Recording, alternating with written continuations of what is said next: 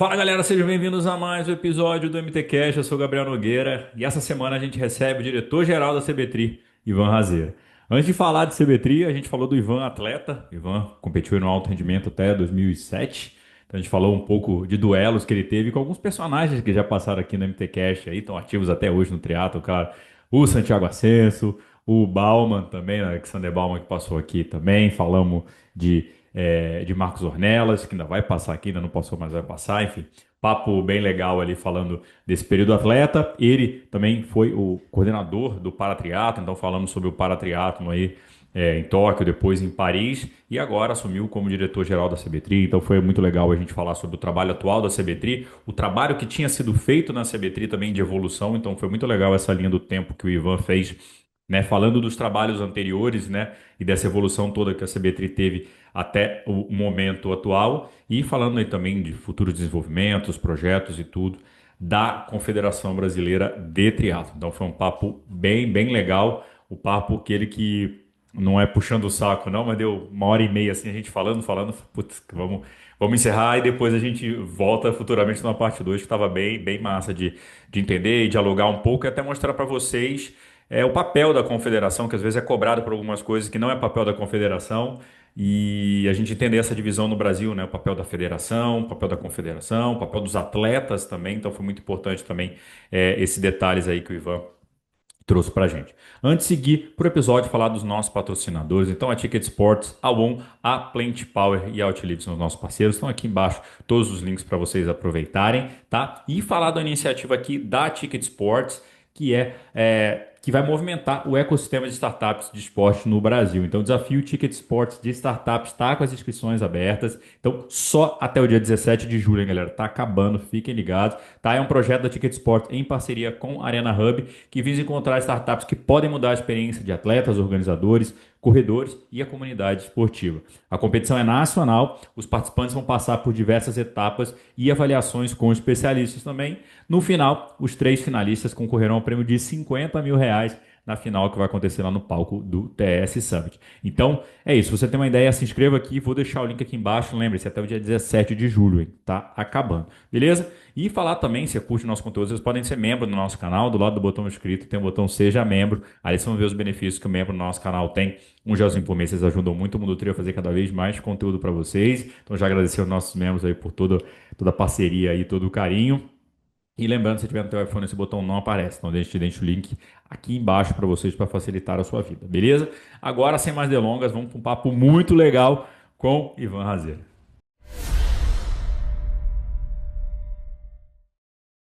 Fala galera, sejam bem-vindos a mais um episódio do MTCast. Hoje eu recebo aqui o diretor-geral da CBTRI, mas vamos falar de muita coisa. CBTRI é uma das caixinhas aí, mais Ivan Razeira. E aí, Ivanzão, como é que tá, cara? Tudo bem, Gabi? Como é que tá? Tudo Bom certo por demais. aqui? Bom demais no calor, você no frio aí. Tá, a vida não tá justa, não. É, não parece o mesmo país, né? 8 graus aqui, se bem que eu liguei um ar quente para poder ficar mais à vontade aqui hoje. Né, achei engraçado você tava sem camisa, sem casaco, nada. Eu falei, pô, tá 8 graus e ele falando a normalidade, assim, só de polo. O cara tá cascudo já. É, não, você deixa para os noruegueses que devem conseguir ficar curtindo um friozinho de 8 graus para eles, tá Tá tranquilo. ótimo. Meu velho, bom, acho que a gente tem várias caixinhas aqui pra gente abordar.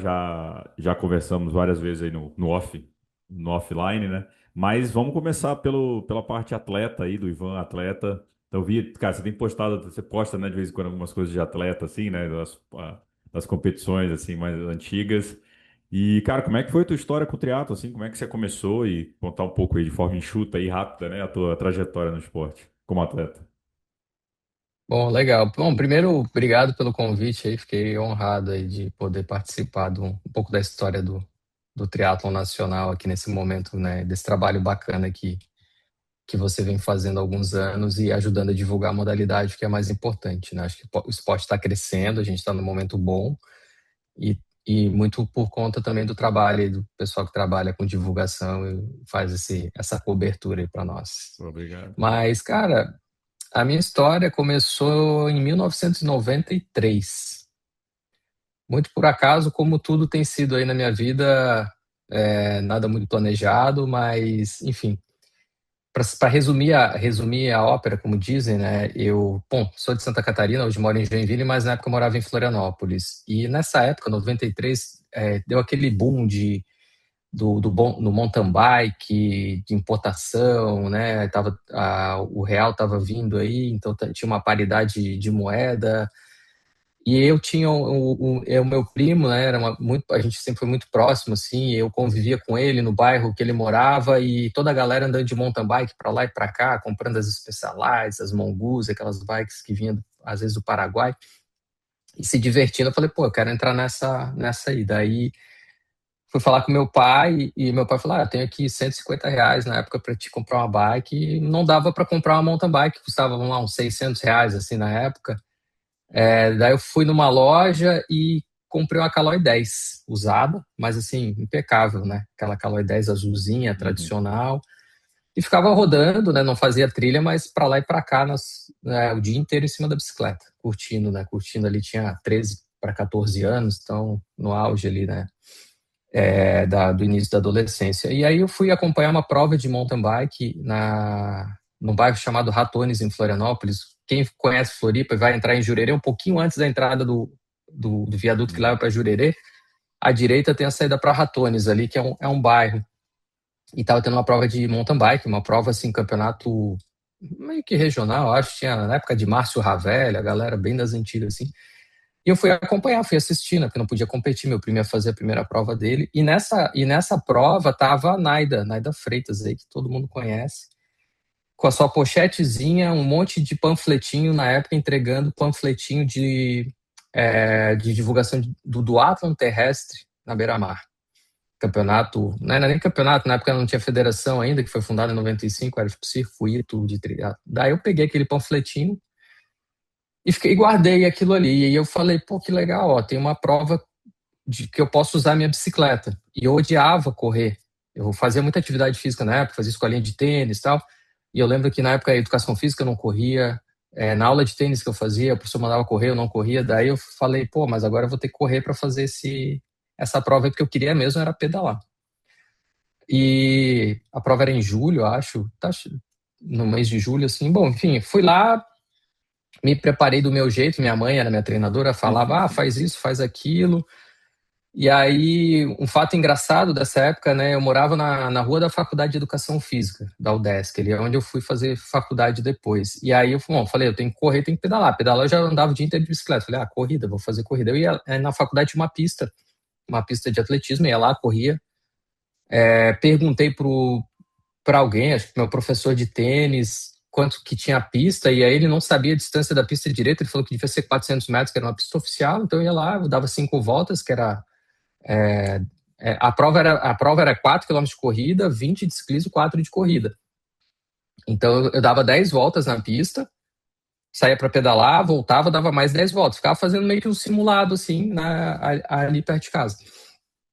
Aí eu olhava assim o tempo, dava 6 minutos, as 10 voltas, 7 minutos, falei.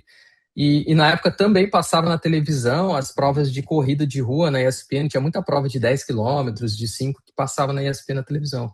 Eu falei, pô, eu corro bem, olha só, fui olhar os tempos tal, assim, e era muito parecido com a galera. Mal sabia eu que tinha 200 metros a pista, era uma pista menor, então eu corria 2 quilômetros achando que estava correndo 4 e eu achava que corria bem, mas isso no final das contas foi bom, né? Enfim, fiz esse primeiro duatlon terrestre na beira-mar e foi legal, assim, cheguei em primeiro na minha categoria. Na época eu fazia muito esporte, não era bom em nada, zero, assim, tipo, era muito ruim, mas eu era muito motivado em fazer. Eu nadava, eu tinha passado por tudo já. E aí fiquei empolgadão, assim, meu pai ficou empolgado, minha família ficou empolgada. Meu pai falou, pô, vai ter uma outra etapa que vai ser em Pomerode, vou te levar. Daí eu fui na segunda etapa, fui na terceira etapa, fiquei em segundo nas outras duas. Não treinei nada para elas, aquilo que eu tinha treinado, eu falei, agora eu já estou treinado. E aí fui para a última etapa desse circuito, que era de novo na beira-mar, e aí era uma outra distância, era 5 correndo, 30 pedalando, 5 correndo. Isso eu tinha 13 para 14 anos. Nessa Caraca. época não tinha esse negócio de UF, nada. treinei, daí tinha um adversário, que era o Gustavo na época ali, que era da minha idade, assim, que eu precisava ganhar dele naquela prova, na última prova, para ser o campeão do circuito. Aí treinei, aí fui treinar de verdade, eu Uhum. corria bem melhor que ele, só o ciclismo que eu não ia tão bem, enfim. Fiz essa última prova, consegui vencer ele, e aí venci o circuito, daí que eu fui fazer um triatlon pela primeira vez, no verão ali em Canasvieiras, um triatlon que teve a presença, não conheci ninguém, né? Marcos Ornelas, tinha Cris Carvalho, vários convidados, assim, uma prova grande, até um triatlon promovido pela IBM, até o troféuzinho está aqui atrás, até hoje, foi o primeiro troféu. E aí foi o meu começo, foi bem assim, por acaso. Comecei a me destacar muito cedo na Uhum. minha categoria, assim, então isso me deu uma certa motivação. E na sequência eu fui para as provas de Troféu Brasil, que era o que tinha de maior no Brasil, assim. Também tinha as provas da CBTRI começando. Se não me engano, no ano seguinte eu fiz uma prova em Balneário Camboriú de Campeonato Brasileiro com Leandro Macedo, Alexandre Manzan. Na categoria ali por idade também fiz uma colocação boa. Fui para o Troféu Brasil. Eu lembro que eu fiz a primeira prova de Troféu Brasil que eu fiz, eu fiquei acho que em quinto na categoria.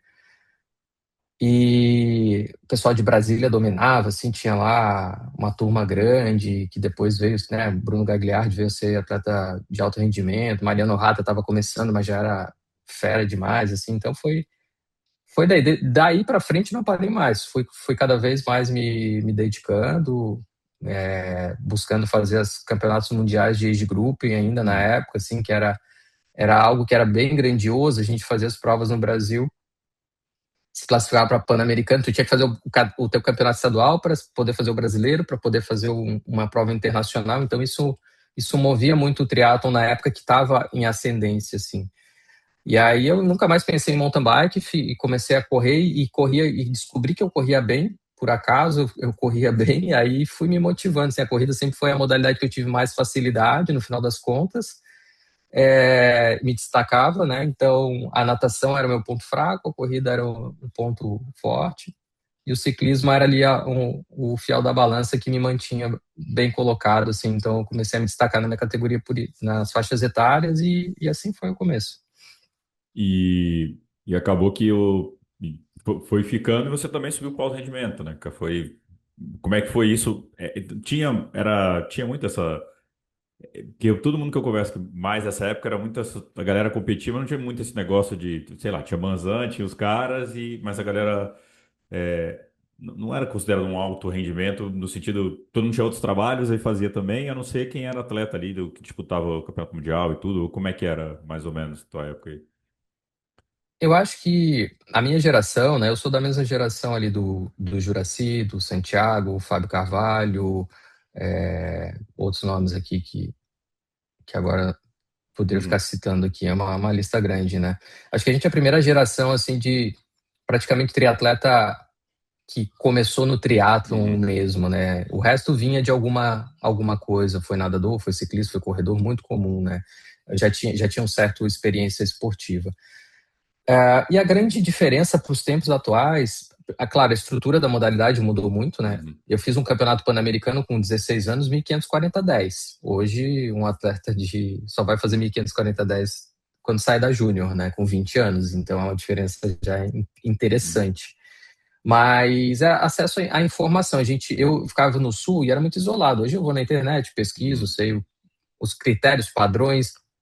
E nessa época, assim, era algo muito muito incipiente, não tinha acesso à informação, então o profissional era o cara que se destacava no Troféu Brasil e principalmente no Troféu Brasil, que pagava premiação e tinha mais exposição a patrocinadores e fazia os campeonatos brasileiros, aí tinha que se destacar os tops ali, tinha um certo apoio da confederação para fazer as etapas de circuito mundial.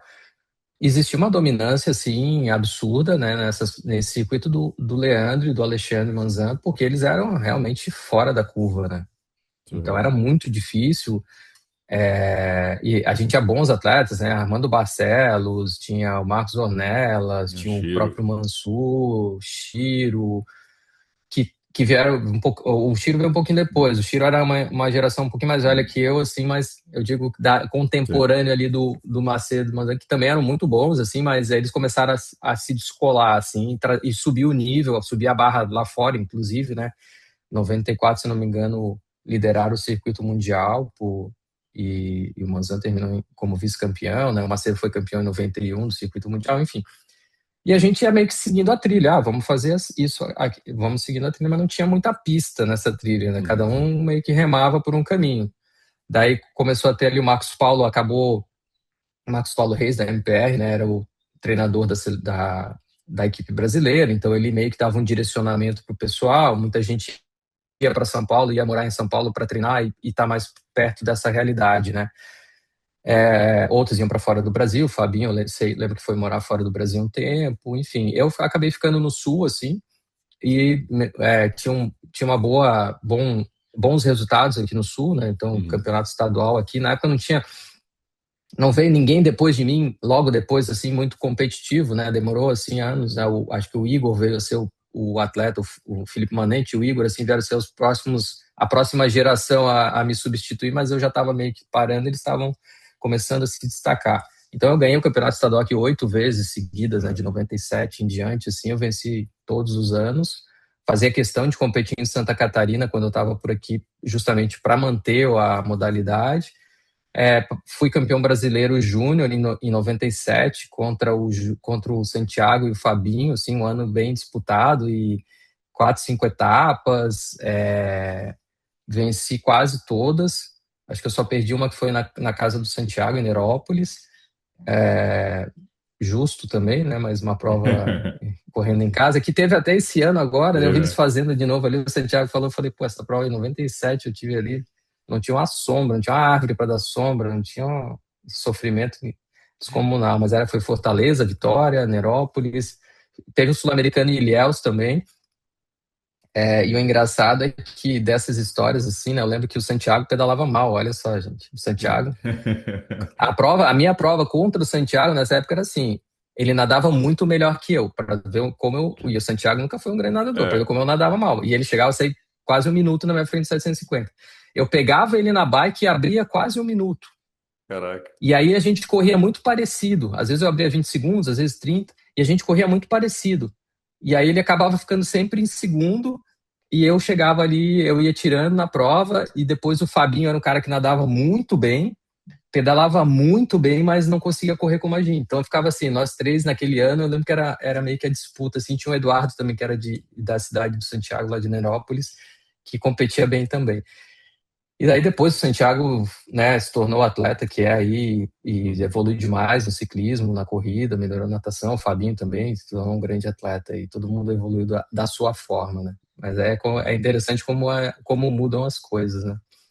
E como é que foi? Eu peguei um texto teu aqui também acho que no teu LinkedIn lá, que você fala, né, que você ficou no alto rendimento até 2007. Corrija aí se foi isso, mais focado ali como Foi, atleta. E aí, como é que foi a mudança também? Era, pô, beleza, foi que aí 2007 você ainda tinha idade, em teoria, para continuar como atleta profissional, mas aí já estava como treinador também, como é que foi? pois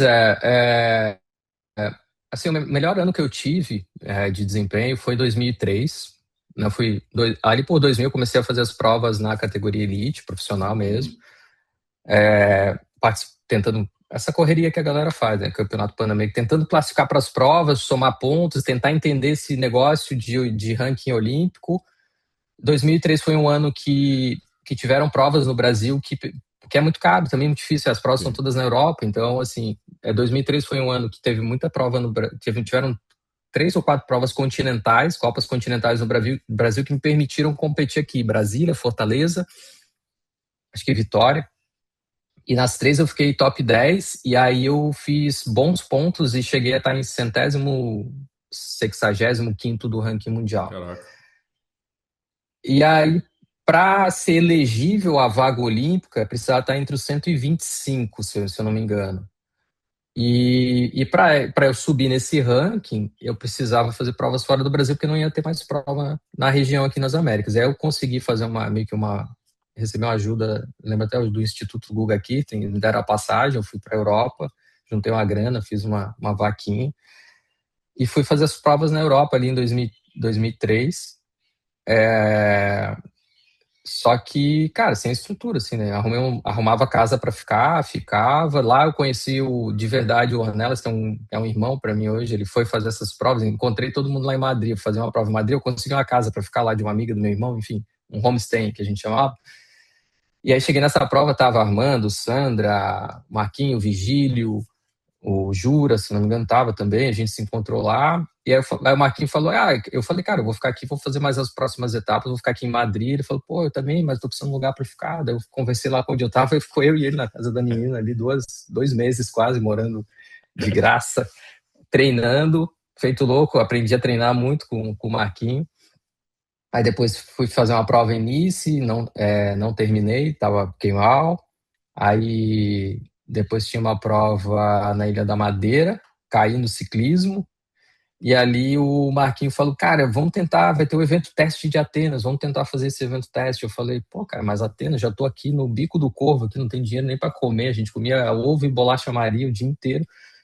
Ele falou, não, cara, mas estamos no inferno, vamos abraçar o capeta. E falou, bora, bota no cartão, dá teu jeito, eu vou tentar conseguir a vaga pra gente. Eu conheço o cara que está organizando a prova. Daí ele mandou um e-mail lá pro Gergely, que está até hoje no teatro. O cara falou, não, pode vir, tem vaga.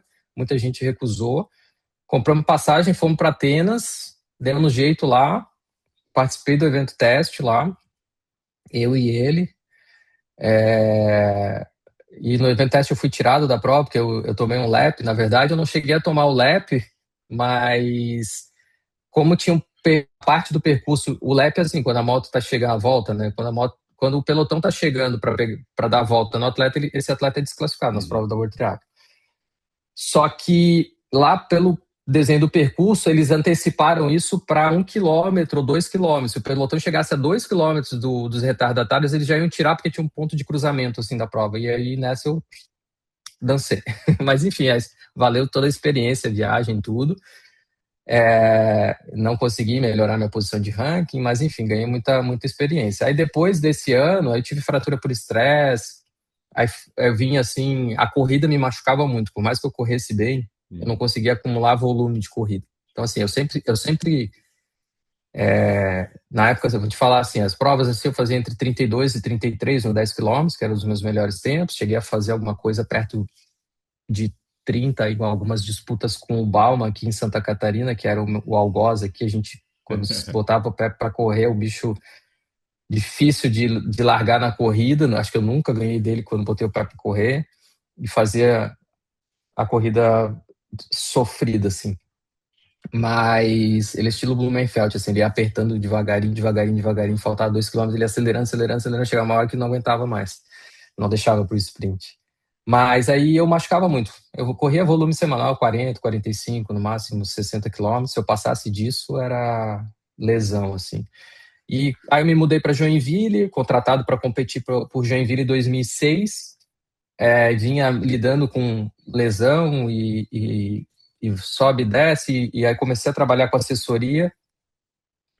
Fui uma das primeiras assessorias da região. E o negócio de assessoria foi dando certo.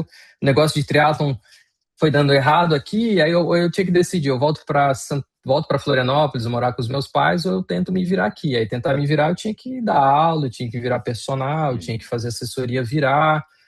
E eu fui por esse caminho, gostei da cidade, as pessoas gostaram de mim, arrumei namorada, que hoje é minha esposa, e a assessoria começou a crescer muito mais do que... Eu tinha começado em Floripa, mas Floripa é um ecossistema diferente, assim. E aqui virou rápido, eu falei, vou ficar aqui. E, cara, decidi ir me afastando, continuei competindo. Foi uma decisão muito difícil, dá meio que uma depressão, assim, porque parece que tu não conclui aquilo que tu sempre desejou, mas era uma escolha que eu tinha que fazer.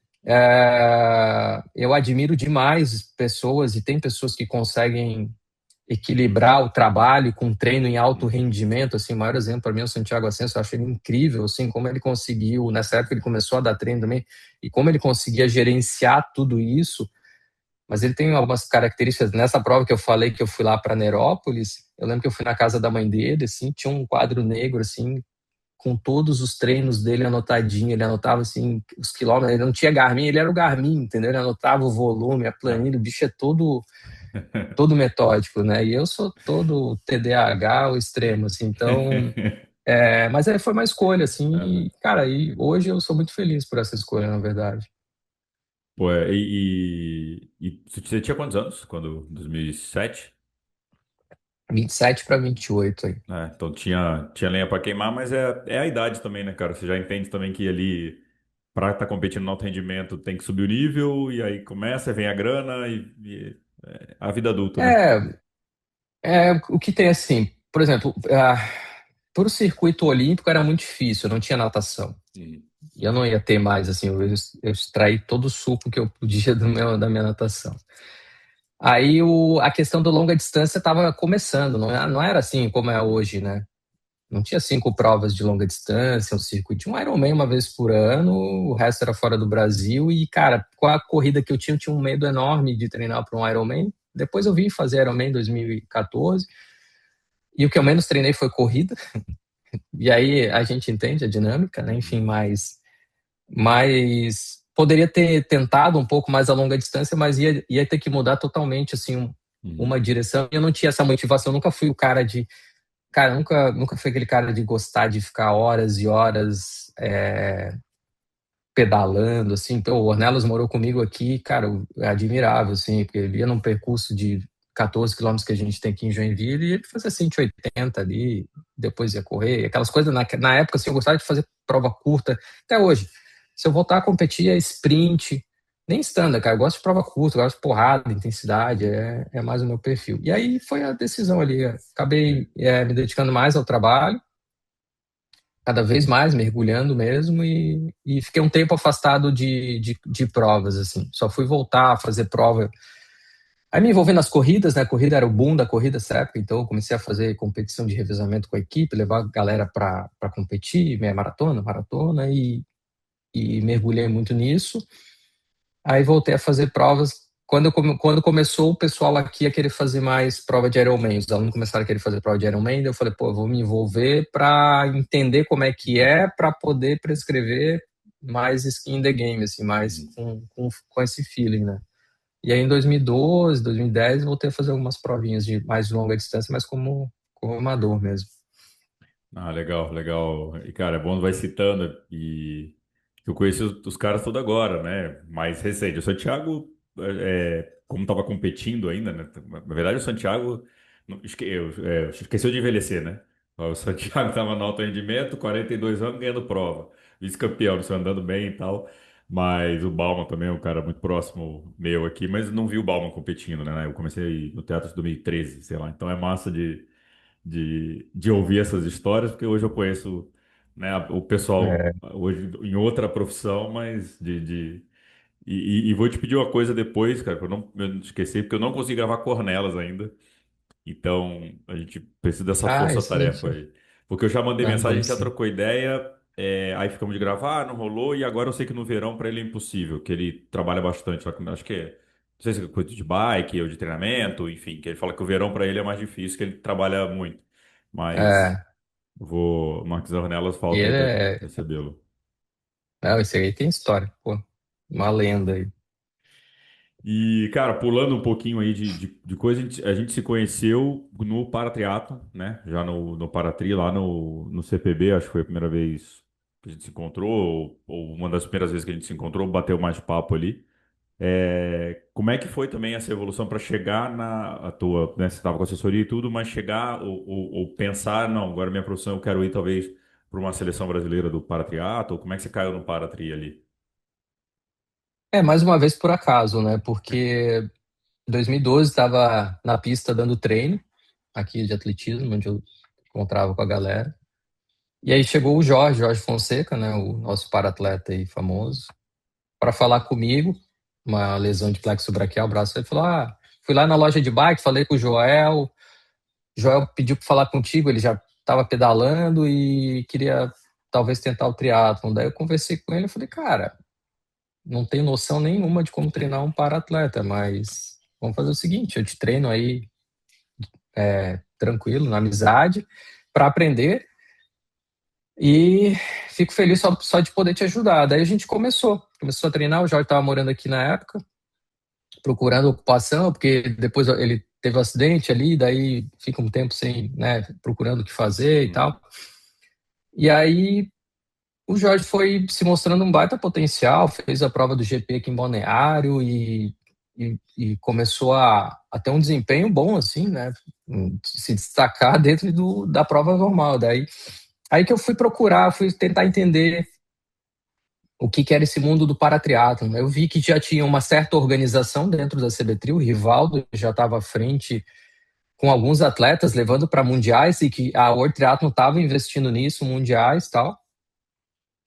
Aí em 2013 eu conversei com o Jorge, falei, vai ter um mundial em Londres. Antes disso a gente foi para o brasileiro, ele deu um resultado no brasileiro, falei, cara, classificou para o mundial aí, vamos para o mundial em Londres ver o que dá.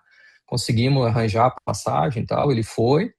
Não fez uma grande prova lá, mas foi uma primeira prova, só que dali para frente o Rivaldo viu o potencial nele, o Rivaldo tem um olho clínico incrível, assim, e aí começou também a chamar ele para as competições.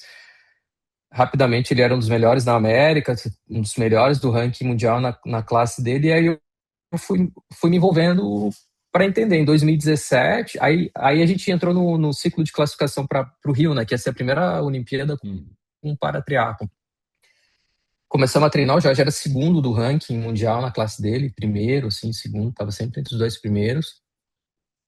Só que para o Rio eles não iam colocar todas as classes, eles colocaram 3 masculinas, 3 femininas, eu acho, de 6 classes que existiam, e a dele ficou de fora.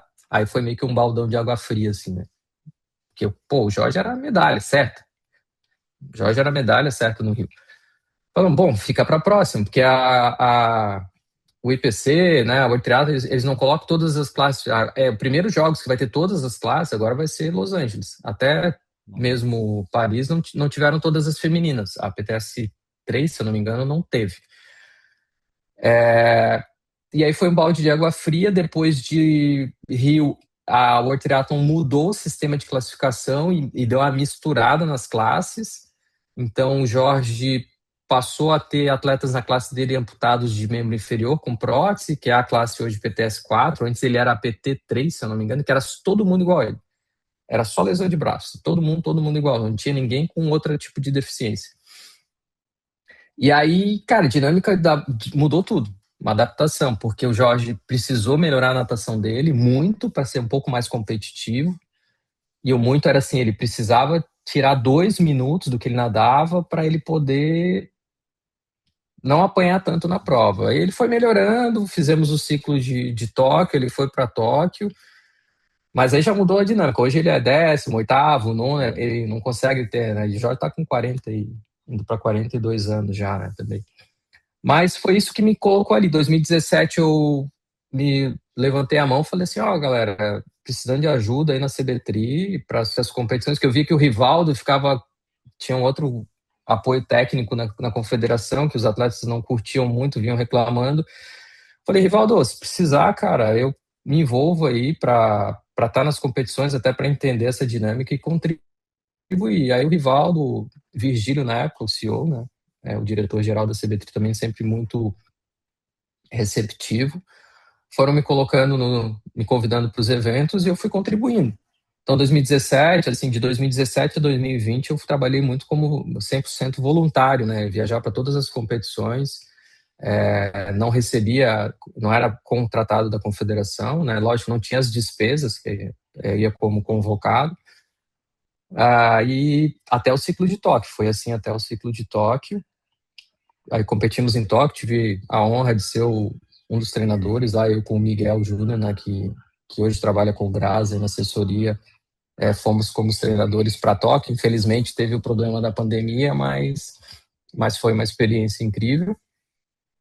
E aí 2020, depois de Tóquio, daí eu fui convidado para ser coordenador do para-triatlo, oficialmente trabalhando junto com a confederação. Assim. Aí eu tive um espacinho a mais para poder somar um pouquinho mais, entender mais de CPB, entender mais de burocracia, entender mais sobre gestão, entender mais sobre esse universo. Assim. Burocracy, Aí que eu me tudo. envolvi. É. É, Deixa eu aí só que eu me envolvi deixa eu só te mais. interrompendo uma coisa Pode. aqui. O Ivan atleta, quando chegou em Tóquio ali, teve o menino, a criança do Ivan ali se viu também no negócio, cara, tô num jogos, assim, tipo, teve algum desse momento ou você já tinha, o Ivan, atleta de alto rendimento, já tinha, tava dormindo já? Não, eu tenho uma coisa interessante, até eu estava pensando esses dias, né, sobre os ciclos da nossa vida, né? E, cara, eu tô num momento assim que eu tô bem realizado com a oportunidade que eu tô tendo de contribuir para o triatlon. Quando eu parei de competir lá atrás, que deu aquele bode, eu me afastei completamente do triatlon, não Uhum. conseguia. Tentei durante o tempo, vou fazer essa migração para amador, eu fiquei de bode mesmo, assim, cara, ia para a prova do estadual aqui, aí comecei a não conseguia treinar direito, aí perdia pra gente que eu nunca perdi, ficava frustrado. Daí eu falei, cara, não vou fazer mais isso. Me afastei, também não dava muito treino para atleta de triatlo, só treinava um ou outro aqui, não me envolvia muito. Porque lá atrás, lá atrás, assim, eu lembro que até hoje eu falei com a minha mãe uma vez, e eu era pequeno, devia ter uns, sei lá, 9 10 anos, assim, eu lembro até hoje. E eu sempre tive um ímpeto, assim, de querer fazer alguma coisa, assim, com esporte. E ela me perguntou assim, mas eu falei, não, eu quero fazer alguma coisa pelo Brasil, para o esporte, quero representar, eu quero chegar, sei lá, isso uma criança, 9 anos falando. E aí eu vejo que hoje eu consigo, da minha forma, contribuir, assim, eu tenho tentado, esse ímpeto continua, sabe? Uhum. Tentei ser atleta, tentei ser o melhor do Brasil, talvez, tentei ir para uns Jogos Olímpicos, seria uma realização, mas nem todo mundo é atleta olímpico, né? Isso já é uma realidade, eu aprendi depois. E aí mesmo eu tentando me afastar do triatlon, o triatlon me puxando de alguma forma. Apareceu o Jorge, aí me puxou para dentro, abriu oportunidades, daí conhece pessoas, né? A gente tem a história, então, pô, o Vigílio, competi muito com o Vigílio já me conhecia de longa data. E quando eu cheguei lá em Tóquio, né, respondendo a tua pergunta, cara, eu tava feliz com aquilo que eu tava entregando ali, sabe? Eu falei, pô, que bacana poder estar aqui, nunca imaginei isso, nunca planejei, desejei isso. Oportunidade, acho que a gente não cria, elas aparecem. Tu tem que estar pronto para abraçar. Então aquilo ali foi uma realização. Não consegui fazer um paralelo assim, pô, se eu fosse como atleta, é admirável ver os atletas lá e ver nos Jogos Olímpicos. Nunca fui aos Jogos Olímpicos, mas o Paralímpico dá uma dimensão disso. Então, acho que de alguma forma é uma forma de realização dentro do triatlo, não como Sim. atleta, mas de uma outra forma, né? Ah, show. Bom, agora eu tinha te interrompido, você ia falar de. Vai para Paris, você já foi como chefe da delegação, né? Daí eu estava como coordenador, Uhum. chegando perto de Paris, o Rivaldo era o gerente da modalidade e eu era o coordenador, né? E aí, chegando perto, ali um ano antes de Paris, o Rivaldo também tem um outro trabalho, ele falou, conversou com o Vigílio, falou que ia precisar se afastar por causa do trabalho dele, da demanda. E aí o Vigílio vai falar, Ivan, o Rivaldo vai precisar se afastar e tu vai ter que assumir a gerência. Eu falei, cara, mas... Aí era uma interlocução mais próxima do CPB, eu falei, pô, mas o Rivaldo vai continuar com a gente. Falei, mas ele não estava querendo sair porque não vai dar por causa da carga. Eu falei, não, mas o Rivaldo não pode sair. A gente precisa dele. Até eu aprender, eu preciso dele aqui. Né, eu tinha, Uhum. né, um network, né, as pessoas, o Rivaldo fundou o CPB, né? Então, assim, todo mundo no paradesporto brasileiro conhece o Rivaldo, ele sabe quem faz o quê, quando, como, aonde. Então, é uma questão, assim, que leva um tempo para a gente trilhar esse caminho. Eu falei, não, topo aí o desafio, mais um desafio, e aí fiquei à frente da modalidade para fazer essa reta final aí para Paris, né? E aí dei o sangue, o Rivaldo é um grande professor para mim, Vigílio também, né? Na época aprendi demais, assim, ele à frente da gestão da CB3, sempre um cara muito equilibrado, assim, nas tomadas de decisão e na condução do grupo, da equipe. Uhum. E eu só absorvendo, né? Próximo ali e aprendendo o máximo possível. O, Então, aí chegamos em Paris, né? Que foi o que foi.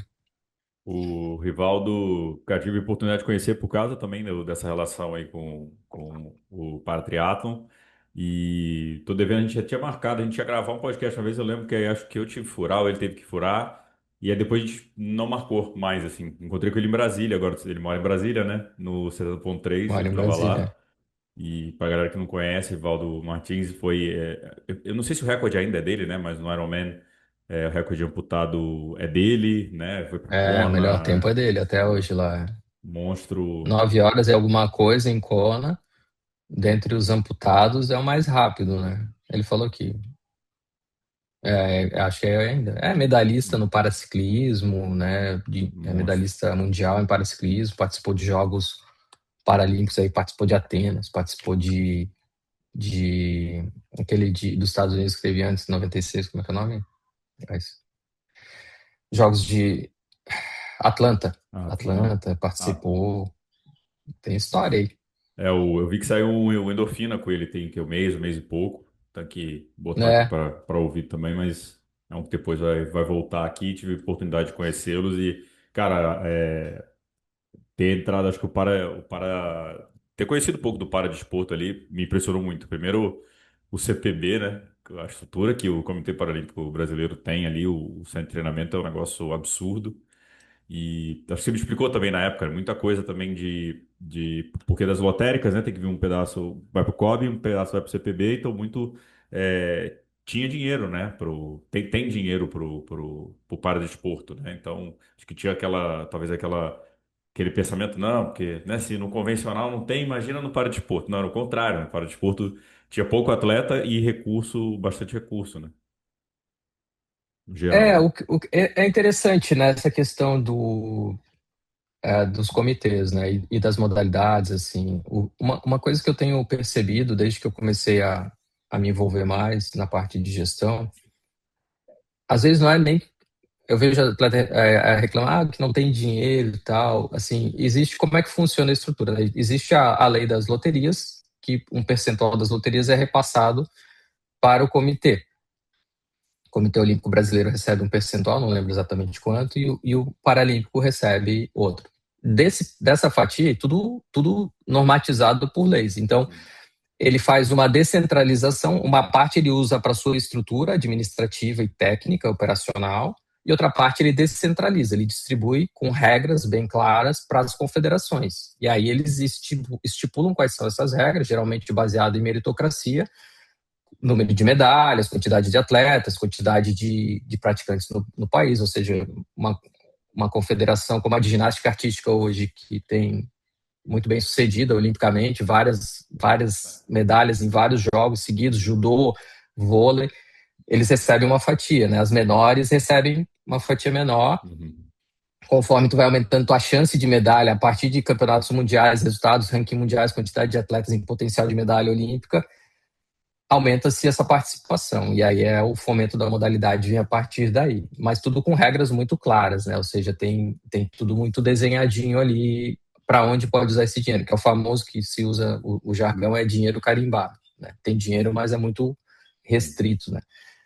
Então, às vezes alguém olha o orçamento da Confederação Brasileira e vai olhar, mas o Age Group não tem eventos, tantos eventos, poderia ter mais eventos porque tem mais recursos. O problema é que, para as finalidades desse recurso, não pode ser utilizado para aquele fim, então existem várias travas e limitações.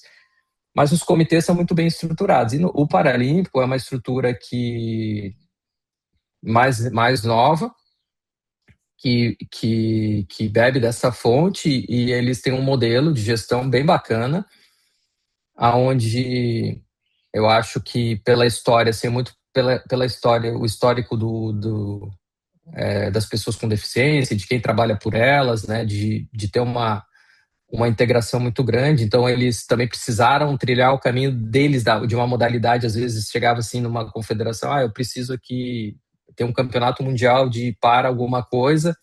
Não, a gente não tem dinheiro para isso, não tem como viabilizar. Então, eles precisaram criar suas soluções para essas realidades.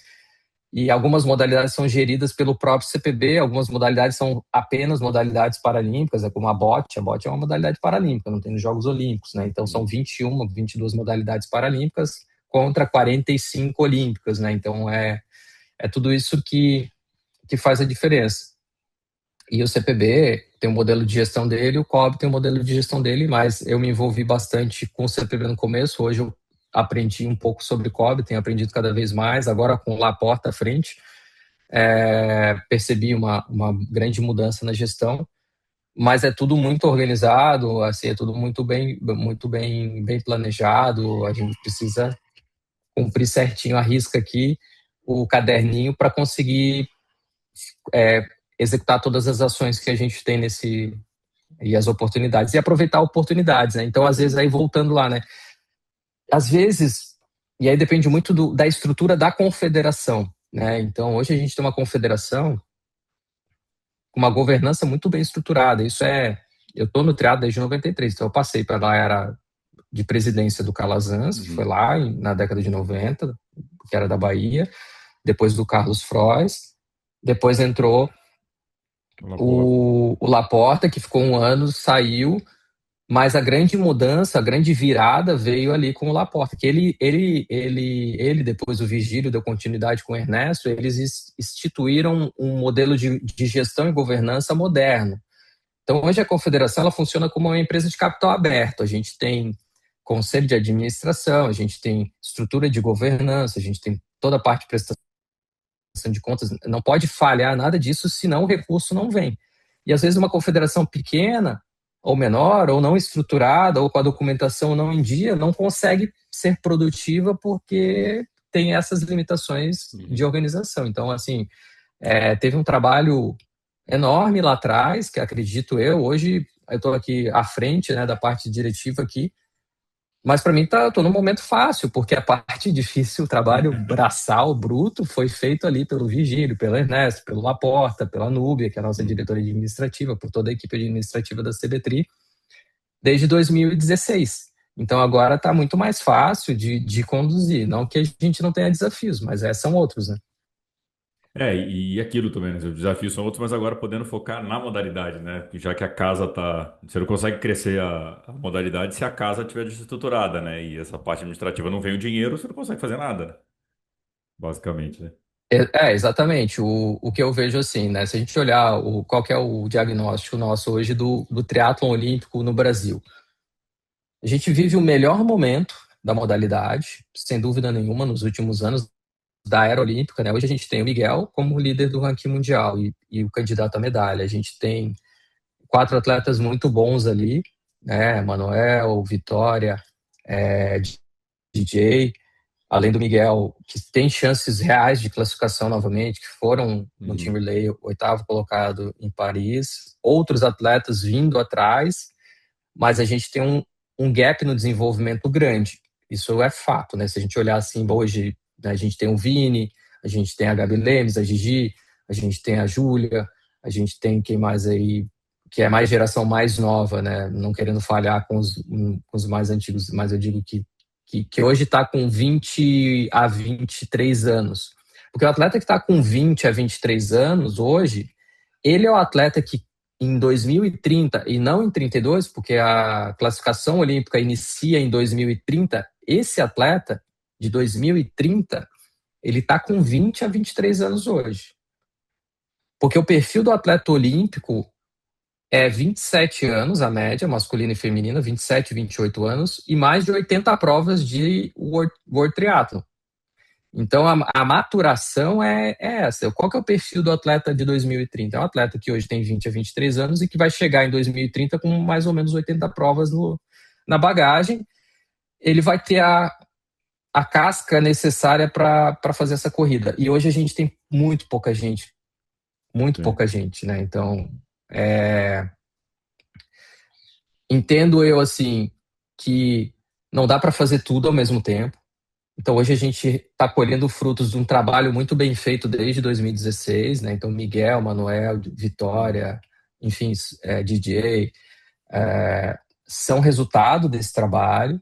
E o nosso trabalho agora, que a gente assumiu, é dar continuidade. Então, a minha preocupação com a Elinai, que é a nossa diretora técnica, a nossa discussão tem sido como é que a gente vai chegar em 2030 com chances reais de ter 4 atletas. Hoje, se a gente olhar, a gente está pior cenário do que, né, se a gente olhar 2030 com 2026, a gente está muito pior em 2030. A gente não tem Manuel provavelmente não deve continuar, porque, né, vai se dedicar ali às provas de longa distância e tem que se dedicar, vai ser um fenômeno, já né?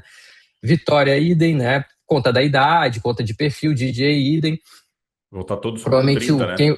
Só o Miguel que vai estar. O O Manasco Manuel vai estar tem com 30 30. hoje, né? Tem 30 hoje, vai estar com 32, acho que mas tudo nessa faixa, né? DJ também 32, mais ou Mas em menos. 2032 já é um cara de Já 30 dá. e, né? Então, assim, 36, e acho que a gente não vai. eles têm que explorar ali um pouco da longa distância e é normal, esperado e justo, né? Então, o trabalho maior, pensando do ponto de vista técnico nosso, o desafio é esse, que é um desafio grande, né? Como é que a gente constrói esse funil? Sim. Como é que a gente identifica e desenvolve atletas e deixa eles prontos para lá. Então, esse ano, desde os últimos 6 meses desse ano, a gente tem quebrado cabeça. E as ações, né? Eu sei que os treinadores do desenvolvimento que ouvirem vão falar assim, pô, mas tem que fazer entre tu ter as ideias, os planos, planejamento, tu concretizar, é todo um passo a passo que eu gostaria que fosse mais rápido. Eu sou muito acelerado e eu não consigo implementar na velocidade que eu gostaria, porque é do processo, é do fluxo. Mas que vai acontecer muita coisa legal nessa parte do desenvolvimento esse ano, isso vai, porque tenho quebrado cabeça, a gente tem pensado, e é uma dor assim que a gente sabe que precisa ser resolvida e é a herança que eu pretendo deixar. Assim, é um funil bacana, todas as pontinhas amarradas e Hum. tentar fazer o lema do COB, que é Brasil, uma nação esportiva, uma nação olímpica, ele se fazer valer dentro da confederação também. Cara, esse é até um ponto que eu acho legal esclarecer para o pessoal. E foi até uma pergunta. Eu tenho um grupo de membros do Mundo Tri que eu mando ali para a galera. Ó, vou gravar com o Ivan e tal. Quem quiser mandar pergunta, e o Lorival mandou, né? Que ações concretas podemos esperar da CBT para estímulo à iniciação ao esporte? É, e crianças e jovens adolescentes, foi o que ele perguntou. Mas eu quero abrir um pouco a pergunta no sentido, qual é o papel, né? Acho que para a galera entender qual é o papel da confederação, qual é o papel das federações, né? Porque, enfim, eu sei um pouco dessa resposta, mas explicar porque eu acho que tem essas caixinhas, ter essas caixinhas bem definidas também acho que ajuda nesse processo de aumentar essa base para que o funil seja melhor lá na frente. Boa pergunta, muito boa. Eu gosto quando eu posso falar sobre isso, né? Acho que a comunicação precisa ser bem trabalhada para que as Uhum. pessoas entendam o papel de cada um. Então vamos começar de cima para baixo. O COB, Comitê Olímpico do Brasil, que é onde vem maior parte da receita para a CBTRI hoje, é mais de 90%, tá? O objetivo do COB qual que é? Atleta olímpico, atleta Atleta altíssimo olímpico, rendimento, né? medalha olímpica. Não é uma entidade que está aí para fazer o esporte educativo, educacional, o esporte Não. regional, não é o É o objetivo dele, topo da pirâmide principal. ali, né? E aí imagina assim que tu tem um chefe que o teu chefe ele tem, tu tá numa empresa, tua empresa tem um objetivo. O teu objetivo de trabalho tem que estar alinhado com aquele objetivo de cima. Então hoje a CBTRI, quem paga o cheque maior é o COB, a gente tem que estar ali, e CPB, e o CPB é a mesma coisa, é paralímpico. Nosso objetivo tem que estar alinhado com aquilo ali. Então se eu faço um planejamento, eu recebo lá uma fatia daquele bolo e eu for fazer o nosso planejamento estratégico financeiro e tal, todo ano a gente tem que fazer, e eu colocar que eu quero fazer escolinhas de triatlo no Brasil, não vai ser aprovado. Não que não vai ser aprovado tudo, mas se eu botar a maior parte, porque eu sei a nossa dor que eu te falei ali sobre o Uhum. desenvolvimento. Mas preciso fazer essa ação, aquela ação, tudo isso para desenvolvimento, só que não, a fatia e as estratégias e o direcionamento tem que estar maior voltado para esse objetivo principal hoje. Uhum. Então, toda essa parte aí. Não que o resto não exista, existe, mas a gente precisa priorizar. Então, qual que é o papel nosso como confederação? A gente tem que criar internamente mecanismos para não depender tanto desse recurso Uhum. único exclusivamente, que é o que a gente tem feito, né? Fontes de recurso próprio, que de onde viria o dinheiro, por exemplo, do registro federativo. Né? O atleta paga o registro federativo aí no seu estado e ele está confederado. Só que lá atrás, como forma de auxílio aos estados, a direção decidiu que 100% do registro federativo ficasse com o estado, para ajudar o estado a se fomentar. Então, Uhum. hoje a confederação ela não recebe nada de registro federativo. Se você paga 200 no seu estado, 250 no outro, 100% fica no seu estado para o fomento. Então aí já tem uma ação da confederação em prol do fomento da modalidade, Sim. que abre mão do recurso que ela poderia receber por direito e deixar com o estado. E eu acho justo isso, porque a gente tem que dar o nosso jeito aqui de virar essa chave. Outro modelo hoje, os campeonatos brasileiros são eventos que a gente não opera eles, a gente não produz eles 100%, a gente buscou fazer parcerias por várias razões. É justamente porque um organizador, ou seja, uma federação, um organizador local, faz o evento e ele fica com a receita desse evento também para fomentar localmente ali. Então, são ações que não aparecem a confederação que fez, mas ela está fazendo, ela está abrindo mão, às vezes, de um recurso para deixar esse recurso descentralizado e que quem utiliza faz uso. Então, o caminho, assim, o fomento, e aí que é a boca do funil, né? Hoje no Brasil, graças ao projeto do Juraci e outras iniciativas, como a Escolinha de Santa Catarina, lá de São José, que é feita há 20 anos, Fortaleza, com os projetos e vários estados aí que têm as suas escolinhas, essa boca do funil hoje ela acontece, e ela é bem feita, de certa forma. A gente tem mais de 3.500 crianças entre 8 e 16 anos fazendo, né, são 40 e poucos núcleos do Juraci e tal. Se eu botar ali no bolo, são mais de 3.000 crianças no Brasil fazendo escolinhas de triatlo. Então, existe. E, no meu ponto de vista, o que falta é que as federações se estruturem de forma profissional, como a confederação fez lá atrás. Hoje, as federações, elas, infelizmente, e é pelo modelo, e não é culpa delas, é pelo modelo federativo do Brasil, muitas vezes por questões regulamentares. Mas é aquela coisa antiga do tipo assim, geralmente a pessoa faz alguma coisa e vai trabalhar na federação como voluntário. Ok, quando a pessoa tem uma boa estabilidade de vida e tal, né? Sei lá, eu sou um empresário aqui, eu tenho uma secretária que eu posso deixar ela fazendo os despachos de cartório e coisa da federação, eu vou lá e faço as coisas acontecerem. Só que precisa mudar, isso muda dos estatutos. Ela tem que ter um cargo remunerado de um diretor, de um administrador, e o presidente ele tem que ter um cargo político, né? E esse administrador ele precisa criar planos e estratégias, né? Santa Catarina tem lei de incentivo do Estado, Paraná tem lei de incentivo do Estado, do município. Os estados que a gente vê que são mais fortes são porque as federações, de certa forma, são mais ativas nesse sentido. E essa pessoa ela tem que trabalhar para fazer os cursos de formação, provocar a confederação para levar um curso de formação de oficial técnico e aí ter a taxa de inscrição ficar com recurso, fazer provas. Eu não vejo que a vocação da CBTRI seja fazer competição. Isso foi numa geração muito passada, assim como eu não vejo que a vocação da federação fazer eventos. Hoje, lá no passado precisava ser assim, a NAIDA precisava ir lá entregar o panfletinho na corridinha de mountain bike e montar a prova no outro final de semana, porque assim ninguém ia fazer. Mas hoje tem empresas que trabalham com isso, então a gente precisa fomentar e criar formas de que essas empresas elas continuem fazendo provas com boa qualidade. Existe o mecanismo legal que é o permit. O permit o que é?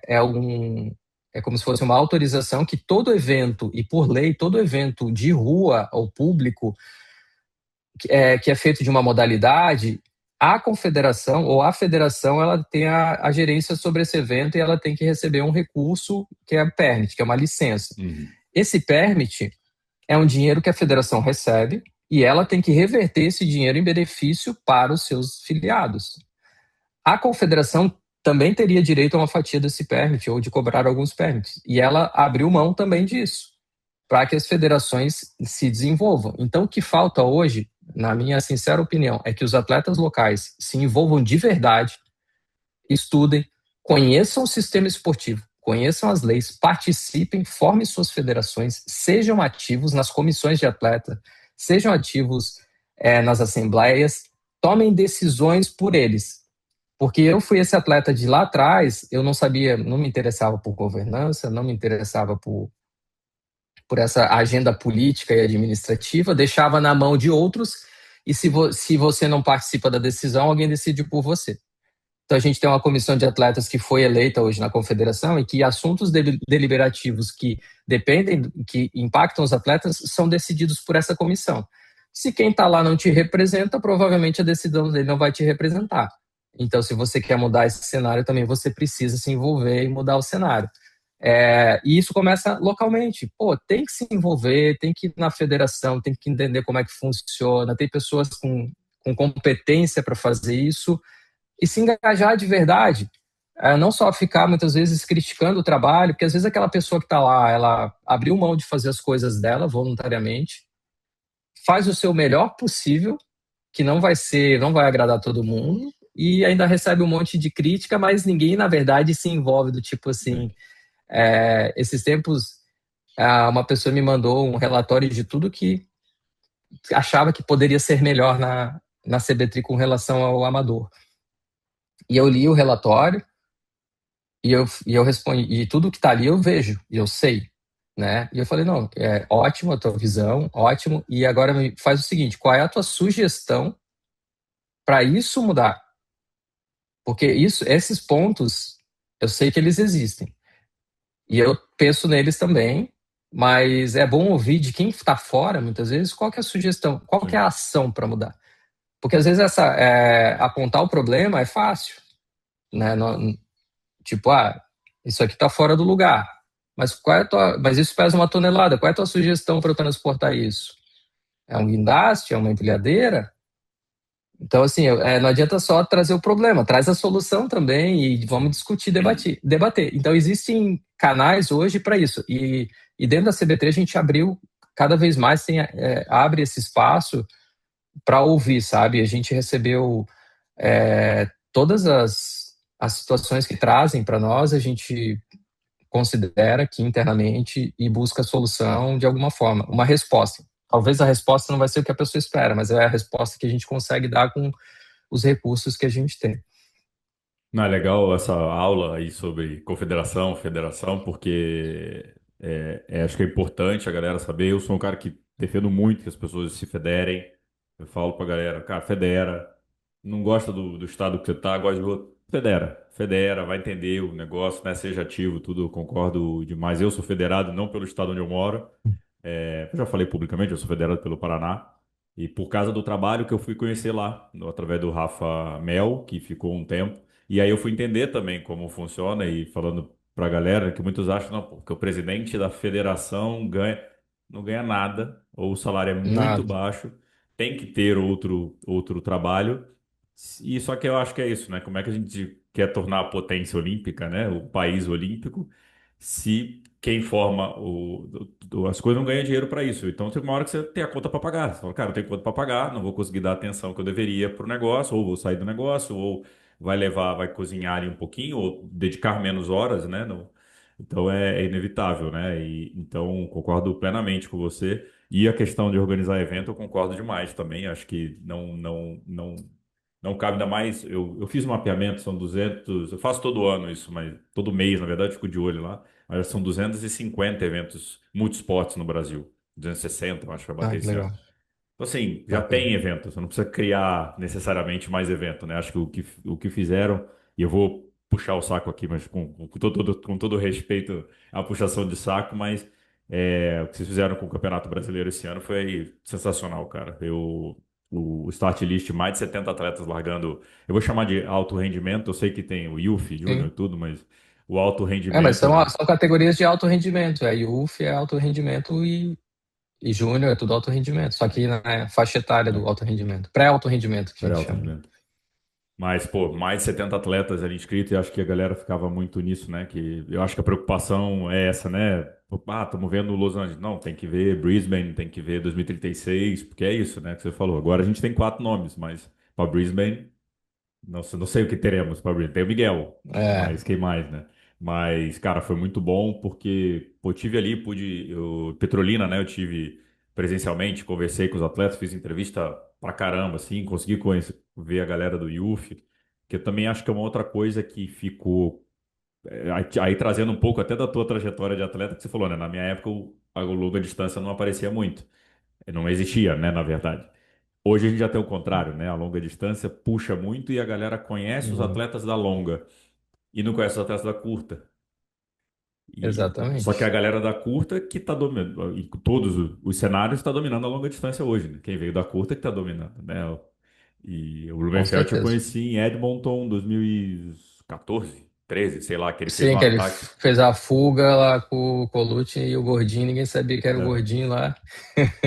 Ele nada tomou um Mas é isso. sacode, mas enfim, mas assim, cara, acho que foi muito legal o negócio do Campeonato Brasileiro, que conseguiu trazer esses nomes, premiação e tudo, então parabenizar vocês, É, o que a foi gente, bem bom. o, o, o que a gente fez foi o seguinte, a gente não tem recurso assim, pô, vamos fazer uma prova do de ponta a ponta. E tem um monte de prova boa acontecendo. Então, o trabalho das federações, das lideranças das federações, né, que é o Richard de São Paulo com o Kleber da Bahia, mais o vice-presidente, que é o Ronan, que eles olham muito para as federações, né, cuidam muito o Sandro também, fazer essas parcerias. Então, reacenderam, né, o Copa Regional, o desejo de ir para o Mundial. Pô, a gente está com 250 brasileiros em campeonatos mundiais esse ano, 125 em Pontevedra e 125 em Abu Dhabi, 136 em Abu Dhabi. Nunca teve tanto brasileiro em Mundial. Eu fui para Caraca, velho. Cleveland em 1996, eram 120 brasileiros. Tem 125 age groupers largando Pontevedra esse ano, Caraca. classificados no circuito do ano passado. E para o ano que vem, eu quero ter 500. Então, assim, o que eu posso oferecer? Primeiro, assim, o que a gente pensa, né? Pô, precisamos desenvolver a modalidade. A gente tem um recurso limitado ali. Vamos ajudar o organizador com o que a gente pode, a gente chancela o evento, e, pô, vamos trabalhar o desenvolvimento. Então, vamos lá. Premiação em dinheiro, a CBTRI garante para os eventos de Campeonato Brasileiro. Então, a gente já está trabalhando pelo atleta do alto rendimento ali. Aquela prova que o cara ia ter que... Nunca ia ter premiação em dinheiro, porque o organizador vai pensar, pô, entre botar dinheiro aqui, eu botar um sistema de som bacana, um kit legal, botar... Que é o que o amador precisa e merece, eu vou investir mais no meu evento e, cara, profissional, desculpa, ganha dinheiro com seu patrocinador. E aí a gente implantou a premiação em dinheiro esse ano. Então, R$ 50.000 em cada etapa, distribuído para os atletas. É uma oportunidade do cara, pô, cara, né? E no geral, independente da categoria, os 5 primeiros gerais ganham. Tanto que São Paulo agora ganhou o Arthur, que é júnior, foi Sim. campeão geral, né? E levou 7.500 para casa. Ah, Fora ajudar o organizador com alguma outra estrutura, até que a gente ganhe pulmão, receba patrocínio e faça isso crescer, porque precisa crescer de verdade. E é o que a gente quer. E para Brasília a gente conseguiu assim algo que eu não vou dar um spoiler aqui, mas muito em breve vai ser divulgado como vai ser a etapa de Brasília do Standard. Vai ser um evento que a gente está fazendo em parceria, não é 100% CBTRI, mas é uma parceria que quer ser o maior do Brasil, né? E tem estrutura para ser, sabe? É um evento que vai ser bacana, a gente está trabalhando esse evento, 35 anos de CBTRI, então vai lá na cidade onde é a sede, a cidade que é referência para o triatlon nacional, com as lendas aí, Uhum. né? Então Eu sou uma lenda que a nasceu em gente Brasília também, viu? Então, mais uma lenda de Brasília sou eu também. só tem gente boa lá, cidade boa, só gente boa também. E, enfim, então a gente está fazendo dessa forma com um olhar muito grande agora, assim, para o Age Group, né? Como eu te falei, a gente tem essa galera toda aí no Age Group e a gente precisa olhar e entregar muito para eles. Então a gente já planejou, vai ter um receptivo da CBTRI lá, vai ter um ponto que a gente chamou de casa CBTRI, mas provavelmente vai ser o motorhome da CBTRI com o suporte mecânico para os brasileiros, né? Vai ter Legal. um staff, assim, como se fosse um treinador do Age Group orientando, porque a galera chega lá, cara, é diferente, sabe? Pô, onde é que é Sim. o percurso? É outra realidade, onde é que pega o kit? Então vai ter todo esse atendimento para o Age Group já ali em Abu Dhabi, idem, fotografia, registro fotográfico, apoio.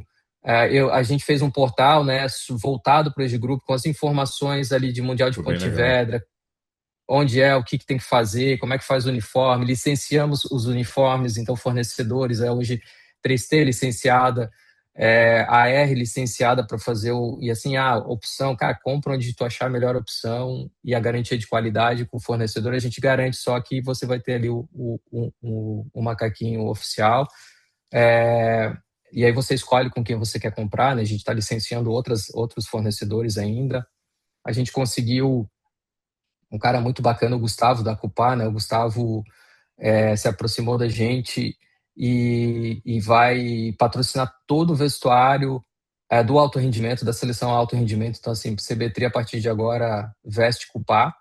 Pô, legal, cara. Então, campeonato, os atletas de seleção e alto rendimento, mesmo não convocados, vão receber seu kitzinho, né, com roupa de qualidade. Quem conhece o trabalho da Cupá sabe que ele adora se esmerar nos mínimos detalhes, então Gustavão é brabo. vai ser, vai ser a nossa, o nosso vestuário oficial a partir de. Já está sendo produzido aqui alguma coisa, já vai ter no Pan-Americano. Então é assim, a gente vai construindo, né, essa pirâmide. Eu tenho estudado muitos modelos lá de fora. Então, o USA Triathlon, para ter noção, vocês sabem os números, mas são 303 mil filiados. Caraca, A 300. gente teve 10 mil ano passado. 78% provas curtas. Super sprint, sprint. 78%. Ah, pô, tem 300 Ironman lá, mas 78% dos filiados fazem prova curta. Olha que legal. 1.000 atletas no Mundial no passado. Maior delegação. Nós somos a quinta em Ponte Vedra. Perdemos para Estados Unidos, Grã-Bretanha, Espanha e mais uma. Ou seja, pô, Espanha está em casa. Grã-Bretanha, a gente conhece que os caras viajam para o mundo inteiro, estão em todas as Né? provas. Estados Unidos, essa força Gigante. econômica também da modalidade. A gente está em quinto já, né? E isso é legal. Então, o potencial aí, esse ano estamos organizando a casa, criando um hub do atleta, que é o lugar assim onde, né, é uma plataforma ali onde o atleta encontra informação de atleta para atleta, aquela coisa, pô, quero ir para o Mundial, como que eu me classifico? Deixa eu ver o ranking. Fiquei trabalhando esse final de semana em fazer ranking real time. O meu hiperfoco tem sido assim: a gente tá espelhando o que a World Triathlon faz e fazer melhor. Então a gente tem ali o Analytics da CB3, quer saber sobre classificação de Los Angeles, quem é. Cara, saiu, teve a prova ali, a World Triathlon publicou o ranking, já atualiza ali os brasileiros, como é que tá a galera do Brasil, quem que tá virtualmente classificado, quem não tá, quem é o primeiro, quem é o segundo, quem é o terceiro, dados estatísticos de perfil de modalidade, informação, democratizar essa informação, acesso a esse conteúdo para aumentar a percepção de valor. Porque o que tu falou assim, por que eu vou pagar o registro federativo? Tu só vai pagar alguma coisa se tu sabe que ela retorna para alguma Sim. coisa que tem valor para você. Então tu foi lá no Paraná, tu viu o trabalho, falou, pô, que legal, cara, eles têm escolinha, eles fazem competição, toda a prova tem oficial técnico aqui, segurança garantida, tu vai em São Paulo, né, tu vê que a Federação de São Paulo, para ter uma prova, o cara pede isso, isso, isso, isso. Faz sentido eu pagar o meu registro federativo. Mas tem outros lugares que o cara vai lá e paga um day use e nem sabe, pô, esse dinheiro vai para onde? A gente recebeu uma, uma queixa, entre aspas, no nosso portal de atendimento ali. O atleta foi fazer o 70.3 de Brasília, pagou o day use e queria saber por que ele pagou. Eu falei, cara, primeiro que é uma lei, né? E a federação tem direito de cobrar. Agora, como isso vai ser usado, prestação de contas é com a federação, é ela que fica com o dinheiro. Eu não posso prestar conta por ela. Uhum. Porque é para provocar assim, cara, vai lá, pergunta para tua Pô, federação, porque é assim que as coisas vão acontecer. Aí tu sim. aumenta a tua percepção, tu vai ver, pô, que trabalho legal. O Deuse do Paraná, eles garantem a arbitragem nos eventos do Paraná, acho que é isso que eles fazem. É, Que legal, tem um evento arbitrado com oficiais técnicos formados, então isso dá o quê? Dá garantia que o resultado vai ser justo, que a prova vai acontecer com segurança, sim. porque um oficial técnico da World Triathlon, ele só vai liberar uma natação se a natação tiver com tudo que precisa, só vai liberar um ciclismo, uma corrida, idem. Aí que tá o valor da coisa, mas não chega isso para o atleta, então ele não tem a percepção desse valor, e é aí que a gente tem que trabalhar. Não, legal, cara, eu acho, concordo plenamente, assim, acho que por muito tempo, talvez esse choque da longa com a curta distância, houve um afastamento, né, ou não sei se da CBTRI, não sei dizer as federações, não sei dizer o que aconteceu, porque eu fui aos mundiais da World Triathlon, fui Edmonton, fui Cozumel e fui Chicago. Pô, cara, é animal, é assim, era a minha Olimpíadas, assim, pô, cheguei nas Olimpíadas, era estar lá e era muito massa, o uniforme do Brasil, tinha uns que eu guardava até certo tempo, e na mudança pra cá eu não consegui trazer todos. Mas e era muito legal esse clima e tudo. E os mundiais de 70.3 não eram tão grandes assim. Aí agora o jogo virou um pouco, a galera quer ir para Mundial de 70.3, não sei o quê. Só que são muito legais os mundiais da World Triathlon. Acho que é muito mais esse negócio de país, porque realmente, né, o do Ironman você se classifica em provas em qualquer lugar ali e tal, não sei o quê. Falar. E vai pra lá e não tem. Tem, né, o Parada das Nações, até tudo, mas você não tem a CBTRI organizando o que vai acontecer no 70.3, Tu né? não está representando o teu Ah, país, tu está exato. representando você. Isso. Você não é uma seleção. Eu acho que assim, o Ironman é uma marca que superou o esporte, assim como grandes marcas, Harley Davidson é uma marca que supera o motociclismo muitas vezes, Uhum. né? É aquela coisa que cresce mais do Sim. que... E, pô, é mérito deles, total. O Galvão faz um trabalho excepcional. Eu tive no primeiro Ironman em 2000, em Florianópolis, morava lá, cara, 400 atletas. Trabalhei na prova como staff de natação, vi a prova crescer e o trabalho premium que ele faz. Entrega assim pro atleta tudo, não Tudo. tem, não falta nada. É isso e é isso que atrai. A Sim. percepção de valor. Estou pagando 3 mil numa inscrição, 4 mil, 5 mil, mas eu estou recebendo tudo isso em troca. Ah, então aí teve esse descolamento. E eu digo que assim, ó, quem mais pecou na questão do Mundial da World Triathlon é o próprio World Triathlon. O modelo, eles não valorizam tanto o age group, assim, não que eles não valorizem, mas não é tão pomposo como uma prova de Uhum. Ironman. Cara, eu fui pro Mundial da Austrália ano passado.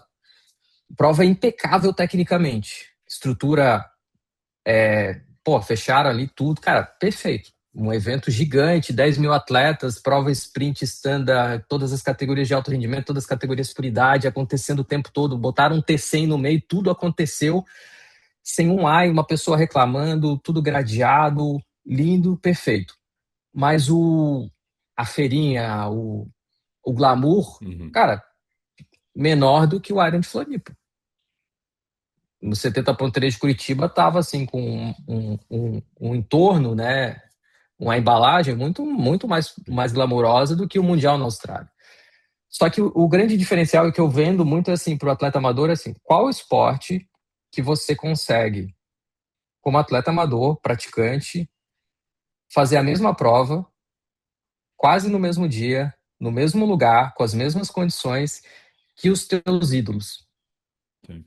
Você vai para Pontevedra, se você tivesse classificado, você ia largar ali na sexta-feira o teu standard e tu vai ver o Miguel ser campeão mundial no domingo, no mesmo percurso, no mesmo lugar. Cara, poucos esportes proporcionam Sim. isso. Então esse negócio falou, eu fui para o mundial e representando o teu país como seleção brasileira, como mais um integrante desse grupo. Esse é o grande diferencial. É aí que a gente tem que trabalhar esse desejo de que era o que existia lá atrás na minha época, assim, pô, eu precisava me classificar, era difícil, precisava ficar entre os melhores do Brasil, para daí eu poder estar lá. Então, é isso que a gente precisa reconquistar. É um trabalho aí de longo prazo, mas que vai acontecer, que é volta ao ponto da comunicação. Se isso não for visto, percebido internamente, vai ficar sendo só mais do mesmo, né? E isso começa no brasileiro. Eu preciso ter o desejo de ir no brasileiro. Sim. Preciso querer fazer aquela prova, eu preciso querer estar nesse ranking que eu tô vendo aqui, ó, pô, que legal o ranking, igual tu fez, né, o trabalho do ranking do Mundo Tri, aquilo é muito legal, né, porque o cara fica olhando ali, pô, quem sou eu aqui na fila do pão? Pô, olha, o cara tá aqui, eu posso torcer por ele.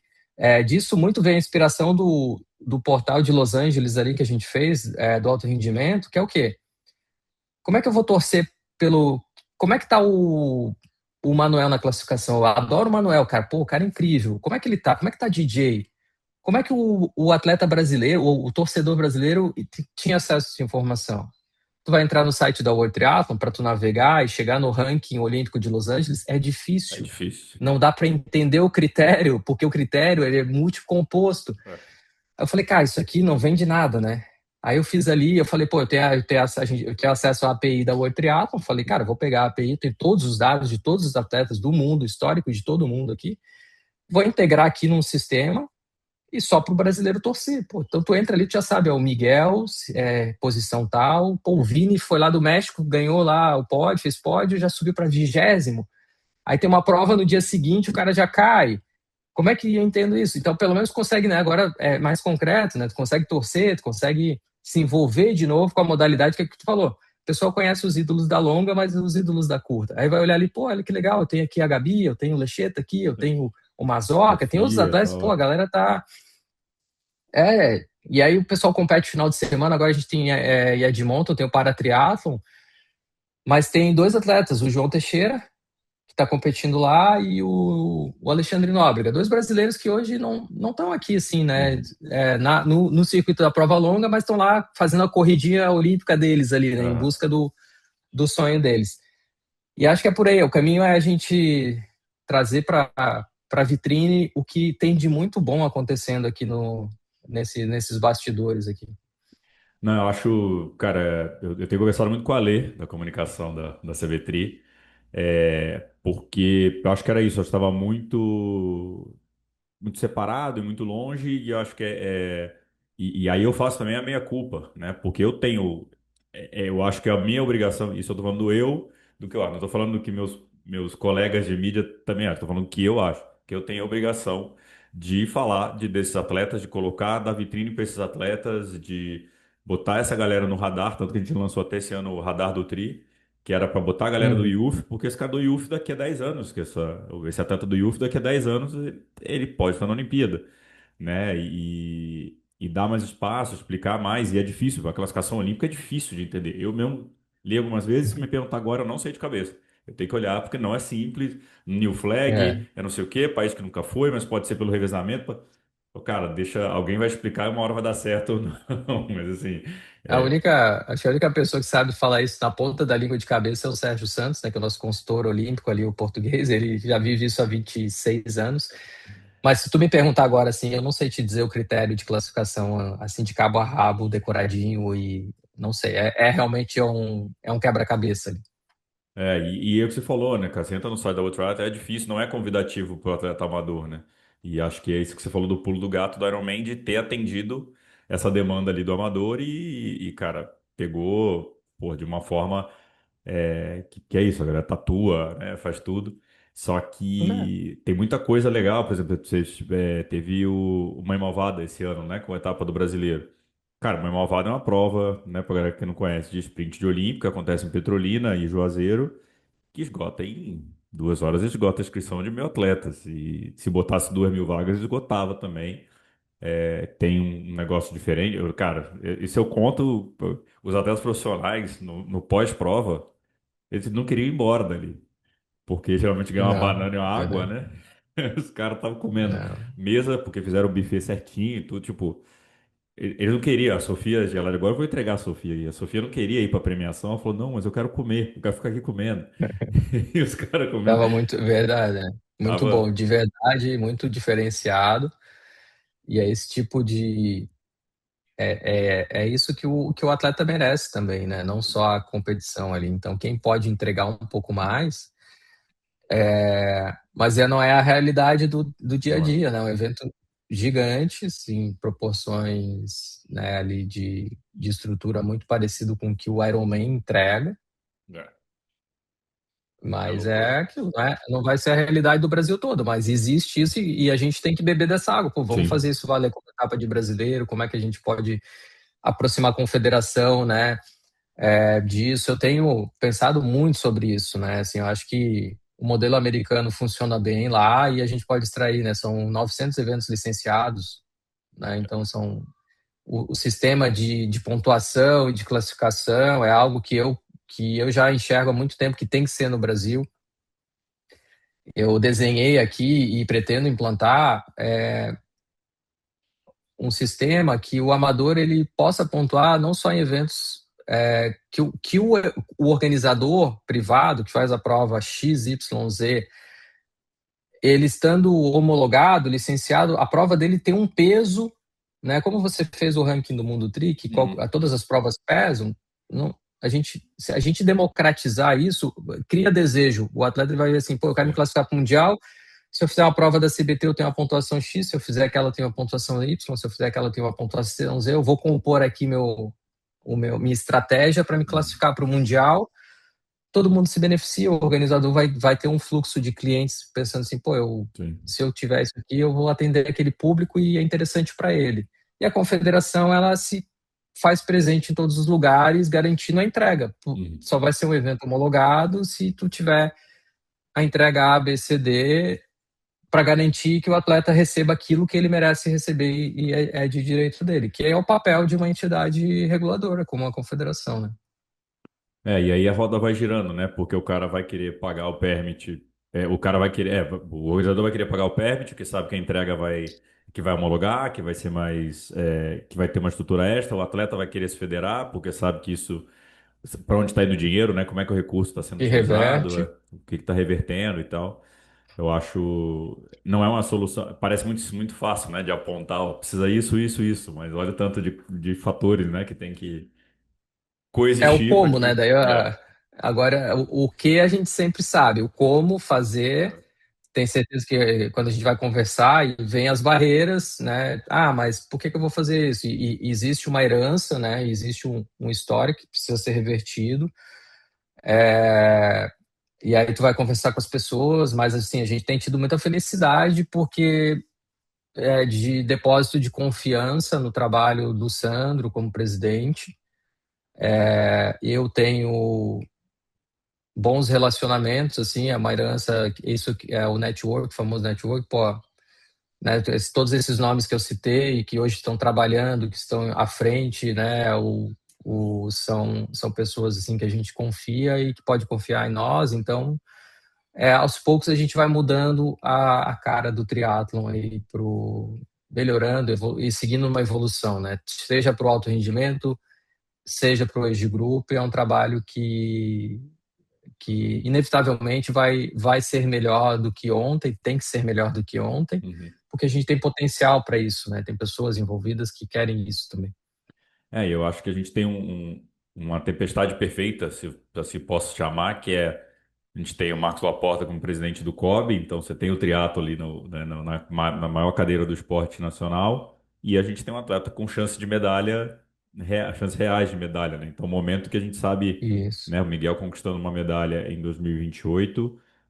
Isso pode mudar a história do esporte também, porque vai ter mais visibilidade, mais televisão, mais coisas. O Sem esporte, dúvida. se tiver com a casa pronta, pode mudar muito o negócio, né? É, a gente tem que estar pronto para esse momento da medalha do Miguel, porque assim, quem está dentro do triatlo, isso é um catalisador incrível. Eu gosto muito de alguns esportes e vou te dar um exemplo assim, a ginástica artística é um esporte que eu acompanho desde sempre, porque o meu treinador, foi atleta e técnico de ginástica artística. Então eu cresci dentro de um ginásio. E eu gosto demais da modalidade. Para mim, a ginástica artística é a alfabetização esportiva, é ensinar a ler e escrever no esporte. Tudo que uma criança precisa, tanto que os meus filhos fizeram, minha filha ainda faz, que é assim, não é para ser atleta, não, é para conseguir se virar com o corpo dali para Sim. frente, tu faz qualquer coisa. E aí, depois das medalhas da Rebeca Andrade, das primeiras medalhas, eu fui acompanhando o crescimento. Assim. Então, hoje, a, aumenta o número de lugares de prática, né? O estúdio onde a minha filha faz e que a professora começou no colégio com 20 alunos, hoje ela tem 300 alunos, em Caraca. questão de 2 anos. O meu treinador, foi meu treinador, ele trabalha com ginástica ainda lá em Florianópolis e o lugar onde ele trabalha tem 700 alunos em 2 anos, sabe? Por quê? Porque se torna Sim. aparece, o desejo vem. A Associação de Ginástica aqui de Joinville, que é tocada por uma associação em parceria com a prefeitura, lista de espera de 600 nomes, sabe? E o triatlon tem o mesmo potencial, porque eu Sim. coordeno a escolinha do Juraci aqui, na escolinha Formando Campeões, do projeto do Juraci aqui em Joinville, eu coordeno, a gente tem 50 alunos, que é o limite, a gente tem uma lista de espera de 300 nomes ali, de crianças que gostariam de fazer triatlon na escolinha. Então, assim, demanda Uhum. tem. Sim. Que legal, cara. Não, é Se alguém porque. abrir outra escolinha de triatlon com outro projeto incentivado, que seja municipal, estadual, aí respondo de novo a pergunta lá, né? Como é que vai fazer? Cara, a confederação não pode operar as escolinhas de triatlon no Uhum. Brasil, mas as federações podem talvez criar caminhos para que a própria federação pode ser uma mantenedora, como ela é a mantenedora aqui em Santa Catarina, e proporcionar que isso aconteça, Sim. né? Essa definição de É um, ca- responsabilidades é legal também para a galera entender a cena e isso. Talvez uma das coisas que você possa te convencer a se federar é muito desse trabalho, né? Que a federação pode realizar isso com escolinhas e tudo. E também a obrigação da federação comunicar isso. Acho que isso está mudando aos poucos também. A galera está conseguindo se comunicar mais e expor mais isso. porque para uma federação receber um projeto de incentivo, ela precisa estar tudo redondinho. Sim. Porque o estatuto precisa estar de acordo com a lei do esporte, a prestação de contas, as certidões, e aí que está o grande desafio. A maioria hoje não, talvez não se enquadre nisso e dá muito trabalho, que é o trabalho que a CBTRI fez lá atrás, porque assim, se a gente tem uma certidãozinha negativa de alguma, parou, a torneira fecha, no mês seguinte ninguém recebe dinheiro. Uma confederação hoje no Brasil, ela fica impedida de um mês para o outro se ela tiver um problema de prestação de contas. Assim, então é tudo muito minucioso, é muito cuidadoso. E aí, para uma entidade, ou seja, uma associação, seja um clube, uma confederação, uma federação, poder usufruir de projetos incentivados, precisa estar redondinha, com todas as certidões em dia, prestação de conta em dia, e isso dá trabalho. Então, se você é um atleta do Brasil aí, que gosta do triatlon, que tem habilidade para lidar com isso, com burocracia, com papel, com desenhar projeto, essa é a pessoa que tem que se envolver numa federação, assumir uma posição, trazer para si a responsabilidade e organizar a casa. Fica aí o convite para a galera aí que gosta, e É, queira também, mas, cara, esse trabalho do Juraci é sensacional. E o Jura foi um, né, do que lá atrás começou a mexer com os papéis, acertou isso para ele e depois virou a escolinha, né? Virou esse projeto de. Não é fácil, né? Ele faz, acho que faz para alguns atletas hoje ainda também, mas não é hoje, simples, né? não, no alto rendimento é mais difícil, mas ele sempre foi muito competente como atleta nisso. Ele é um cara que criou grandes relacionamentos, né? Sempre foi muito. Uhum. Não foi só um grande atleta de rendimento esportivo, mas ele também soube se relacionar muito bem. Aí é um grande administrador. É um exemplo aí também para todos nós. Assim, é um cara que. E esse projeto dele é o que salva o futuro do triatlo no Brasil. Se não tivesse, a gente ia ter muito mais dificuldade de Sim. prosperar com o esporte. Não, fato. E tem já Gabi Lemes, né? Veio do projeto, Martinhaque, o Lecheta, acho que Lecheta não, Lecheta já tá. Acho que é, O Vini, eu acho que o veio, Vini né? também fez lá da escolinha, enfim, e gerou até, né? Virou até o problema, né? Que os atletas começaram a ter atletas despontando ali na escolinha e não era a ideia, né? Não era, na verdade, o foco era cidadania, né? Educar com esporte e tudo. O objeto, né? O objetivo do projeto é educacional e social. Não tem fim de alto rendimento, né? Mas acaba que naturalmente vão Sim, despontar alguns atletas. Mas aí teve uma época que o Juraci empreendeu junto com o Ricardo a equipe de alto rendimento. sim, Só que, para ter noção, quando a gente vai para essa. É muito mais trabalhoso do ponto de vista captação, prestação de conta, gestão, é muito mais difícil do que fazer o projeto social. Tanto que eu acho que foi, talvez, estou chutando aqui, não digo que é, mas o motivo que eles acabaram não dando continuidade, porque drena uma energia tão grande, pô, cara, eu preciso manter 30, 40 núcleos. E o núcleo de alto rendimento consome 40%, 30% da minha energia de trabalho aqui e não dá o mesmo retorno que o uhum, outro, né? As empresas muitas vezes querem investir no projeto social sim, ali e é muito mais difícil conseguir o recurso para alto rendimento, porque a exposição acaba sendo menor, o resultado leva mais tempo a aparecer, enfim. sim. Mas é um trabalho incrível ali, sensacional. Meu velho, acho que dava para conversar bastante ainda, deu 1 hora e meia já de papo, mas te agradecer aí pelo papo, te parabenizar aí pelo mais uma coisa no currículo, né? Atleta, treinador, teve o paratriato, agora gestor. E É. sabe que pode contar aí com o Mundo Tri sempre que precisar. Enfim, acho que, como eu falei, é um dever que eu tenho também como cidadão, eu acho, de tem que botar mais a galera, acho que aprender mais também com vocês. Enfim, porta sempre aberta, com o Sano também, enfim, sempre foi.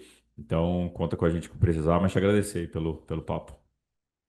Maravilha, eu que agradeço a oportunidade. Acho que é a primeira vez que eu estou falando sobre, assim, com essa nova era da rede social, acho que é a primeira vez que eu faço um programa como esse e ter a oportunidade, assim, de poder informar sobre o trabalho da confederação, todas as pessoas envolvidas, né?